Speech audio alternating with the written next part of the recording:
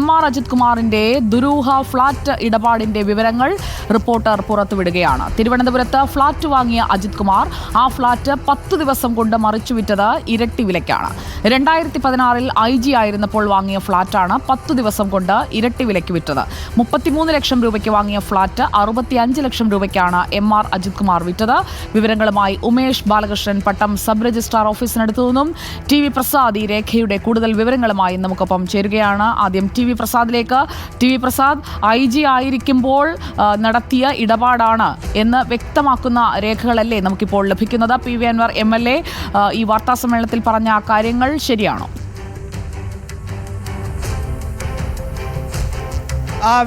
സുജയ, നമ്മളതിൻ്റെ രേഖകൾ പരിശോധിക്കുകയായിരുന്നു. അതായത് 2016 ഫെബ്രുവരി 19 ഈ ദുരൂഹമായ ഇടപാട് നടന്നിരിക്കുന്നത്. ആദ്യം ഫ്ലാറ്റ് വാങ്ങിക്കുന്നത് 33 ലക്ഷത്തി ചില്ലുവാനും രൂപയ്ക്ക്, അതായത് 34 ലക്ഷം രൂപയ്ക്ക് വളരെ കുറവ്, അതായത് 34 ലക്ഷം രൂപയ്ക്ക് ഫ്ലാറ്റ് വാങ്ങി.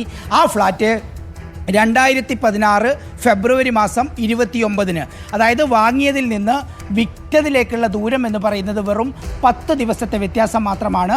10 ദിവസം കൊണ്ട് ഈ 34 ലക്ഷം എന്നുള്ളത് 65 ലക്ഷം രൂപയാവുകയാണ്. തികച്ചും ദുരൂഹമായ ഇടപാടാണ് എന്ന കാര്യത്തിൽ ഒരു തർക്കവുമില്ല. നേരത്തെ PV അൻവർ പറഞ്ഞതുപോലെ ഈ സമയവും ഏറെ ശ്രദ്ധിക്കേണ്ടതുണ്ട്. അതായത് ഇത്തരം കൈമാറ്റങ്ങളും ഇത്തരം പണം ഇടപാടും എല്ലാം നടക്കുന്ന ഒരു സമയം എന്ന് പറയുന്നത് സാധാരണഗതിയിൽ മുതിർന്ന ഉദ്യോഗസ്ഥർക്കും അതല്ലെങ്കിൽ അഴിമതി നടത്തുന്ന രാഷ്ട്രീയക്കാർക്കും ഉൾപ്പെടെ ഒരു സർക്കാരിൻ്റെ അവസാന കാലത്താണ് ഇത്തരം ഡീലിങ്സുകൾ മുഴുവൻ നടത്തുക. അതുകൊണ്ട് തന്നെ PV അൻവർ ആരോപിച്ചതുപോലെ UDF സർക്കാരിൻ്റെ അവസാന കാലത്താണ് ഇത് എന്ന് പറയുന്നതും ഏറെ ശ്രദ്ധയോടുകൂടി തന്നെ നമ്മൾ നോക്കണം. 2016 ഫെബ്രുവരി 19 മുതൽ 29 വരെയുള്ള ഈ 10 ദിവസം എന്ന് പറയുന്നത് അവസാന നാളുകളാണ് എന്നുള്ളതാണ് പ്രധാനപ്പെട്ട കാര്യം. മറ്റൊരു പ്രധാനപ്പെട്ട പ്രശ്നമുള്ളത് സുജയ, സാധാരണഗതിയിൽ എത്രത്തോളം ഒരു ഫ്ലാറ്റ് വാങ്ങുമ്പോൾ അതല്ലെങ്കിൽ ഒരു ഭൂമി വാങ്ങുമ്പോൾ അതല്ലെങ്കിൽ ഒരു വീടും ഭൂമിയും കൂടി വാങ്ങുമ്പോൾ അത് പേപ്പറിൽ കാണിക്കും എന്ന കാര്യം നമുക്കെല്ലാവർക്കും അറിയാവുന്നതാണ്. വലിയ വില കുറച്ചാണ് കാണിക്കുന്നത്. ഇതിപ്പോൾ പേപ്പറിൽ കാണിച്ച എമൗണ്ടാണ് ഇപ്പോൾ PV അൻവർ വെളിപ്പെടുത്തിയിരിക്കുന്നത്. രജിസ്ട്രേഷൻ ഡിപ്പാർട്ട്മെൻറ്റിൻ്റെ വെബ്സൈറ്റിൽ നമ്മൾ പരിശോധിച്ചു, ആ രേഖകൾ നമ്മൾ കണ്ടെത്തി. അതിൻ്റെ കൂടുതൽ വിവരം അവിടെ നിന്ന് ഉമേഷ് തരും. ഉമേഷാണ് പട്ടം സബ് രജിസ്ട്രാർ ഓഫീസിൽ. ശരി TV പ്രസാദ്, ഞാനത് ഉമേഷിലേക്ക് പോകാം. ഉമേഷിന്റെ കയ്യിലാണ് ആ രേഖയുടെ കൂടുതൽ വിവരങ്ങൾ ഉള്ളത്. പട്ടം സബ് രജിസ്ട്രാർ ഓഫീസിനടുത്താണ് ഉമേഷ് ബാലകൃഷ്ണൻ നിൽക്കുന്നത്. ഉമേഷ് ബാലകൃഷ്ണൻ, 10 ദിവസത്തിനകം നടത്തിയ കൈമാറ്റം, അതിൽ വില വർദ്ധിച്ചിരിക്കുന്നത് 1-2 ലക്ഷം രൂപയല്ല എന്നുള്ളതും ഈ ഇടപാടിനെ കൂടുതൽ ദുരൂഹമാക്കി മാറ്റുകയാണ്. രജിസ്ട്രേഷൻ വിശദാംശങ്ങൾ പരിശോധിക്കുമ്പോൾ ബോധ്യപ്പെടുന്ന കാര്യങ്ങൾ എന്തൊക്കെയാണ്? സുജയ, ഈ പറഞ്ഞ PV അൻവർ ഉന്നയിച്ച ആരോപണങ്ങളുമായി ബന്ധപ്പെട്ടുള്ള രജിസ്ട്രേഷൻ രേഖകൾ ഇപ്പോൾ റിപ്പോർട്ടിന് ലഭിച്ചിട്ടുണ്ട്. അത് പ്രകാരം ഇപ്രകാരമാണ്: 19/2/2016 ഫെബ്രുവരി 19 ഈ പ്രോപ്പർട്ടി എൻ്റെ പിന്നിലുള്ള ഈ സബ് രജിസ്ട്രാർ ഓഫീസിൽ രജിസ്റ്റർ ചെയ്യുന്നു. അത് 33,80,100 രൂപയ്ക്കാണ് രജിസ്റ്റർ ചെയ്യുന്നത്. ഇതിൻ്റെ സ്റ്റാമ്പ് ഡ്യൂട്ടിയായി 2,03,500 രൂപ അടച്ചിട്ടുണ്ട്. ഒപ്പം രജിസ്ട്രേഷൻ ഫീസായി 67,872 രൂപയും അടച്ചിട്ടുണ്ട്.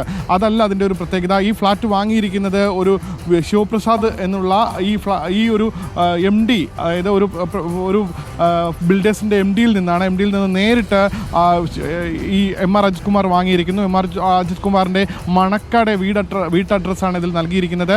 അതിൽ തന്നെ കൃത്യമായി രേഖപ്പെടുത്തിയിരിക്കുന്നു ഇൻസ്പെക്ടർ ജനറൽ ഓഫ് പോലീസ്. അദ്ദേഹത്തിൻ്റെ ഇൻസ്പെക്ടർ ജനറൽ ഓഫ് പോലീസ് എന്ന ആ പദവിയിൽ തന്നെയാണ് ഈ പ്രോപ്പർട്ടി വാങ്ങിയിരിക്കുന്നത്. അതിനുശേഷം വിൽക്കുന്നതാണ് ഇതിൽ ദുരൂഹത. അദ്ദേഹത്തിന് ഈ തിരുവനന്തപുരം കവടിയാർ മേഖലയിൽ ഒരു പ്രോപ്പർട്ടി 33 ലക്ഷം രൂപയ്ക്ക് വാങ്ങുക എന്ന് പറയുന്നത് മതിപ്പ് വിലയേക്കാൾ വളരെ താഴെയാണ് എന്നുള്ളൊരു യാഥാർത്ഥ്യം നിൽക്കുമ്പോൾ തന്നെ അതിൽ മറ്റൊരു വസ്തുത എന്ന് പറയുന്നത് ഇത് വിറ്റ രേഖ പരിശോധിക്കുമ്പോഴാണ്. ഇത് വിൽക്കുന്നത് 29/2/2016, അതായത് 2016 ഫെബ്രുവരി 29-ാം തീയതി, 10 ദിവസം കഴിഞ്ഞ് 19-ാം തീയതി വാങ്ങുന്നു, 29-ാം തീയതി ഇത് വിൽക്കുന്നു. ഇത് വിറ്റ വില കൃത്യം 65 ലക്ഷം രൂപയാണ്. ഇതിൻ്റെ സ്റ്റാമ്പ് ഡ്യൂട്ടി അടച്ചിരിക്കുന്നത് 4,07,000 രൂപയാണ്. നേരത്തെ PV അൻവർ പറഞ്ഞതിൽ ചെറിയൊരു ക്ലാരിറ്റി പ്രശ്നം ഉണ്ട് എന്ന് തോന്നുന്നു. കാരണം അദ്ദേഹം സ്റ്റാമ്പ് ഡ്യൂട്ടി കൃത്യമായി ഇരട്ടി അടച്ചിട്ടുണ്ട് എന്നാണ് ഈ ഡോക്യുമെന്റ് നോക്കുമ്പോൾ മനസ്സിലാകുന്നത്. 2,03,500 രൂപ 10 ദിവസം മുൻപ് വാങ്ങുമ്പോൾ അടച്ചു. 10 ദിവസത്തിന് ശേഷം വിൽക്കുമ്പോൾ അത് 4,07,000 രൂപ. അന്ന് നിലനിന്നിരുന്ന നിയമം അതുതന്നെയാണ്. 90 ദിവസം, അതായത് ഒരു പ്രോപ്പർട്ടി വാങ്ങുമ്പോൾ അത് വാങ്ങി 90 ദിവസത്തിനകം മറിച്ചു വിൽക്കുകയാണെങ്കിൽ ആ പ്രോപ്പർട്ടിയുടെ സ്റ്റാമ്പ് ഡ്യൂട്ടിയുടെ ഇരട്ടി അടക്കണം എന്നുള്ളതായിരുന്നു ഈ രജിസ്ട്രേഷൻ ഡിപ്പാർട്ട്മെന്റ് തന്നെ നിയമം. ആ നിയമം ഇപ്പോൾ മാറിയിട്ടുണ്ട്. പക്ഷേ അന്ന് ഇത്തരത്തിൽ ഇത്തരം ഇടപാടുകൾ, അത്തരത്തിൽ കള്ളപ്പണം വെളുപ്പിക്കൽ അടക്കമുള്ള അല്ലെങ്കിൽ ഭൂമി ഇടപാടുമായി സംബന്ധിച്ചുള്ള മറ്റ് കള്ളപ്പണം വെളുപ്പിക്കൽ അടക്കമുള്ള ഇടപാടുകൾ നടക്കാതിരിക്കാനാണ് ഇത്തരമൊരു റെഗുലേഷൻ അന്ന് സർക്കാർ മുന്നോട്ട് വെച്ചിരുന്നത്. ഇപ്പോൾ ഇത്തരത്തിലുള്ള ഭൂമി ഇടപാടുകളെല്ലാം ചെക്ക് മുഖാന്തരമായി പണം നൽകാനാകൂ. അതുകൊണ്ടാണ് അത്തരം കള്ളപ്പണം ഇടപാടുകളൊന്നും നടക്കാൻ കഴിയില്ല. അതുകൊണ്ടാണ് പിന്നീട് ഈ നിയമം മാറ്റുന്നത്. എന്തായാലും ഈ നിയമപ്രകാരമുള്ള തുക അദ്ദേഹം അടച്ചിട്ടുണ്ട് എന്ന് മനസ്സിലാക്കുന്നു. രജിസ്ട്രേഷൻ ഫീസും അതിന് ഇരട്ടി അടച്ചിട്ടുണ്ട്.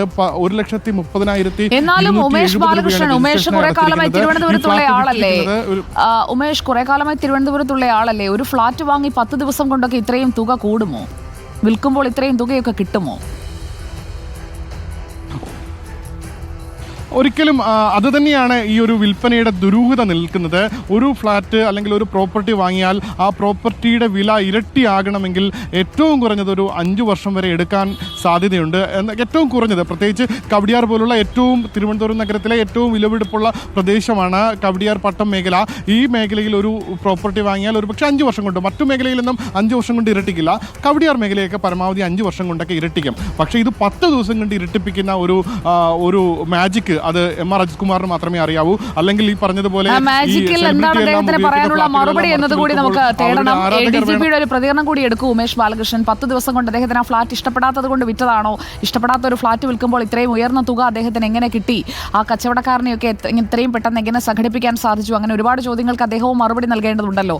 ഇപ്പോൾ ഈ രേഖകൾ പരിശോധിക്കുമ്പോൾ 10 ദിവസത്തിനകം കച്ചവടമായിട്ടുണ്ട്. അത് എന്തുകൊണ്ട് ഇത്രയും തുകയ്ക്ക് കച്ചവടം നടത്താൻ സാധിച്ചു എന്ന ചോദ്യം ഒരു സാധാരണക്കാരന് ഉയരേണ്ടതാണ്, ഉയരുന്ന ചോദ്യവുമാണ്.